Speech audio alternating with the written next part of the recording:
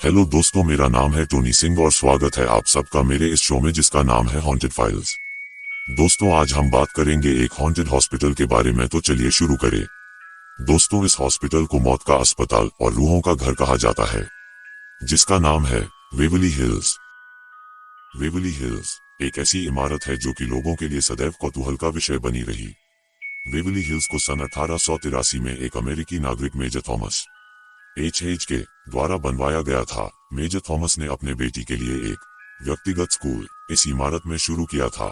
इस स्कूल की शिक्षक लेसी ली हेरिस थी और वहीं उस बच्ची को पढ़ाती थी। लेसी ली हेरिस वेवली नाम की एक उपन्यास को उस बच्ची को बहुत पढ़ाती थी, जो कि मेजर थॉमस को बहुत पसंद था। इसी वजह से मेजर अपने इस घर को वेवली हिल्स कहते थे और आज भी यह इमारत इसी नाम से जाना जाता है।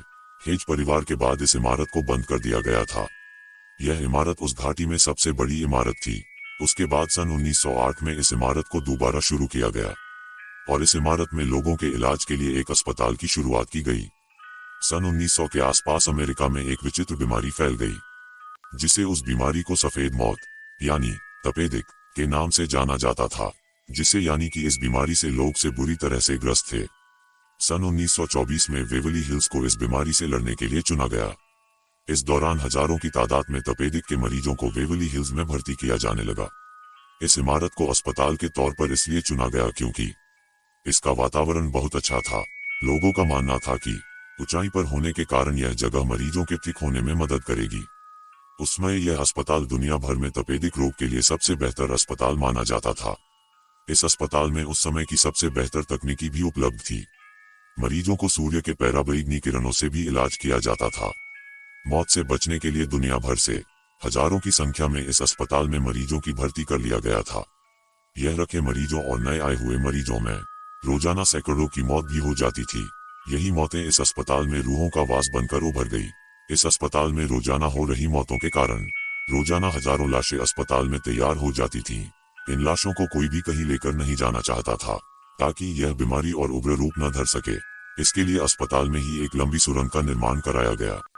इस सुरंग के दरवाजे पर लाशों को टांग दिया जाता था और एक छोटी रेलगाड़ी आती थी, जैसा कि आजकल कोयले के खानों में प्रयोग किया जाता है, और लाशें उस पर गिर जाती थी और वो गाड़ी लाशों को ले जाकर अस्पताल के पिछले हिस्से में गिरा देती थी। इस इमारत की दीवारों में भी मौत का वास हो गया था और ऐसा माना जाता है कि आज भी उन मरीजों की चीखों को इस इमारत की दीवारों में आसानी से सुना जा सकता है। इस अस्पताल में जो सुरंग लाशों को ढोने के लिए बनाई गई थी, वो लगभग 500 फीट लंबी थी। इस सुरंग में आज भी रूहों और आत्माओं को आसानी से महसूस किया जा सकता है। इस अस्पताल में कई बार प्रत्यक्षदर्शियों द्वारा भूतों या साया को देखा गया है।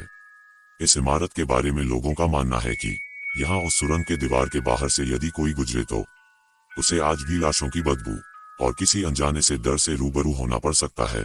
कहा जाता है कि इस इमारत के अंदर एक बच्चा अपने हाथों में एक गेंद लिए हुए दिखता है और उसके चेहरे से खून गिर रहा होता है।